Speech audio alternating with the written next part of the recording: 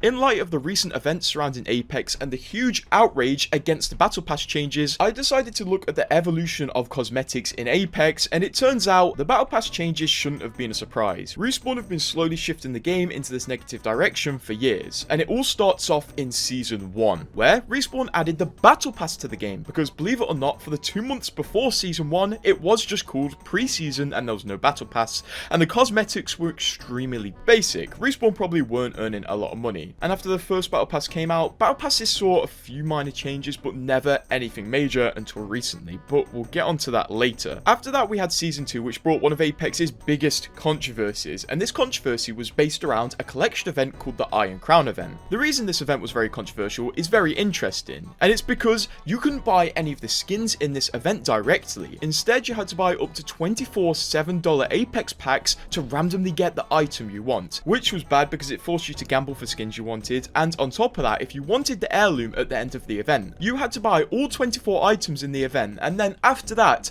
buy the heirloom for an extra $36 on top, which is just insane. Luckily though, due to the backlash around this event, Respawn would never do a gambling event again, where you couldn't directly purchase Apex skins and you had to randomly gamble for them through packs. Oh wait, no. Respawn have started doing these exact type of events again over the last few seasons, but we'll talk about them later. In the meantime, let's fast forward to Season 11, where Apex's skin situation started to get a little dicey. You see, in Season 11, Respawn started making changes to how skins worked to make us spend more in the long run. You see, in Season 11, Respawn removed a rarity of skins called Rare Plus. These skins were basically blue rarity, but instead of having a repeating pattern like all blue rarity skins these days, they would have a unique material texture, meaning we had rare skins like this, and like this, and like this, and so on.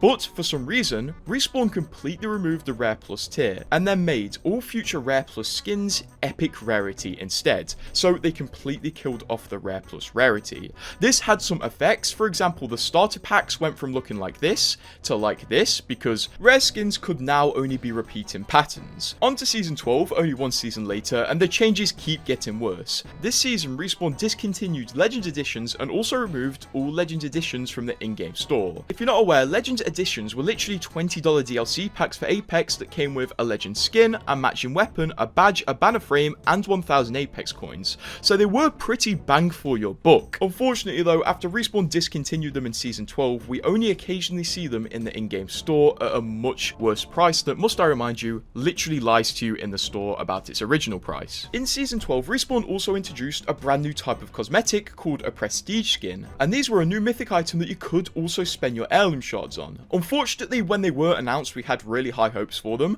because in the trailer they looked like an evolving skin that would evolve in game with your kills. But unfortunately, when they came out and people finally got their hands on them, it just turns out it was a bundle of 3 skins, and you had to unlock some of the skins by doing damage. So you weren't actually paying for a cool gameplay mechanic of evolving skins, you were literally paying for 3 skins and a status symbol. And to this day, I swear prestige skins are the biggest fumble in Apex. Why we don't have skins that evolve in game with damage or kills, I will never know. In Season 13, everything seemed to continue to decline in the monetization department, because Respawn discontinued starter packs. Starter packs were basically a bundle of a rare skin and 600 Apex coins, and these bundles only cost $5, which was once again very good value. But unfortunately, since Respawn removed the Rare Plus tier, people kind of stopped buying these bundles because the skins decreased in quality by 10-fold, so Respawn had to discontinue these packs. Also in Season 13, we saw our very last thematic event ever, being the Gaiden event. If you're not aware, thematic events were a type of event introduced in Season 10, where every single skin in the event would be available to craft after the event ends, meaning if you like one of the skins, you don't have to worry about it disappearing for a potentially unknown amount of time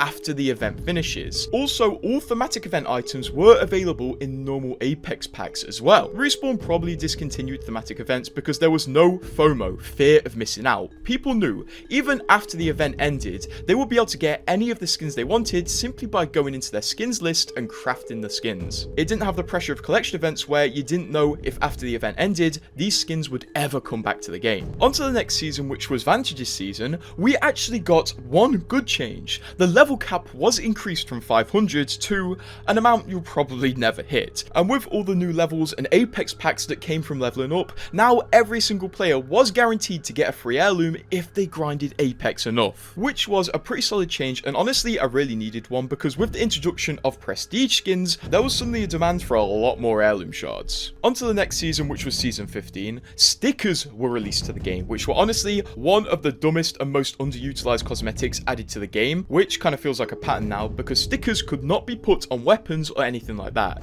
They could only be put on certain areas of your shield cells and syringes, which is just incredibly dumb. There was way more potential with these, and unfortunately, they've never really hit their full potential. They just feel like a weird item that was added to fill up slots in a collection event. Also, towards the end of season 15, Respawn started testing new collection event rewards, as in the Celestial Sunrise collection event, instead of having an heirloom or a prestige skin at the end, we were rewarded a reactive Peacekeeper recolor, which was just a straight rip-off because these things were not worth $160. Like, no way Respawn thought an heirloom and a reactive recolor had a similar value. Luckily though, the next season, season 16, Respawn would apologize about this and say they're never gonna do it again. Unfortunately, it's seeming like this is gonna be an empty promise once again. Season 16 honestly didn't have too many issues, but it did have the most collection events in one season, with 4 collection events, which is pretty crazy, and season 16 was honestly non-stop for Apex. It felt like there was always content coming out. In this season, we also got our very first heirloom recolor, which would be the first of many, although people were actually pretty happy with these, because they added new heirloom animations to the original heirloom that was getting recolored, so it wasn't all bad, and it just gave people a new opportunity to get another heirloom for a legend they love. Honestly, the backlash was way less than expected, but once again, it was another step into the grave of Respawn kinda getting lazy. Season 17 started looking pretty hopeful. It seemed like Apex was testing new ways to give people more value for their money. For example, they started giving dive trails to prestige skins, and also a few people data mined battle pass changes Respawn were working on, where you could get new tiers in your battle pass by using legend tokens. Unfortunately though, Respawn would later scrap this idea that they were working on. In season 18, which was Revenant Reborn season, suddenly the change to add dive trails to prestige skins started to make more sense, as Respawn announced they were removing Skydive trails from ranked rewards. So now, past this point, the only way you could get Skydive trails is by buying prestige skins. So it seems like the positive change that Respawn made was actually made to make them more money. Also in this season, and this season only, Respawn made the weird decision to move one of the reactive skins to tier 25. No idea why they did this, because they never did it again. I assume it was part of the battle pass changes that they clearly scrapped. On to the next season though, which is where the monetization really goes downhill, as in season 19 we got the Final Fantasy event, which seemed like a really cool event from the outside. It was a cool crossover event with cool cosmetics, but on the inside it was bad. First of all, you could only direct purchase a few of the skins and you had to gamble for the rest, which was a massive shame. Secondly, because the skins were a new tier called Iconic, they actually cost more than normal legendary skins. Also, Respawn introduced a brand new cosmetic, which was a Deathbox skin, which was just ridiculous because this Deathbox skin cost several $100s, and they dropped universal heirlooms, which cost a hell of a lot of money. And the worst part is, we were mad at this event, but at the time, we didn't know how bad it was gonna get. Because in the next season, season 21, Respawn would release the Shadow Society event, which would remove all the tiny good bits from the Final Fantasy event, like the ability to direct purchase select skins, and make it a 100% gambling event, which cost more than the Iron Crown gambling event, which caused all that controversy so many years ago. Respawn had truly lost its way when this event released, and people started losing faith in Apex massively. And somehow, I do not know how, it would only get worse from here.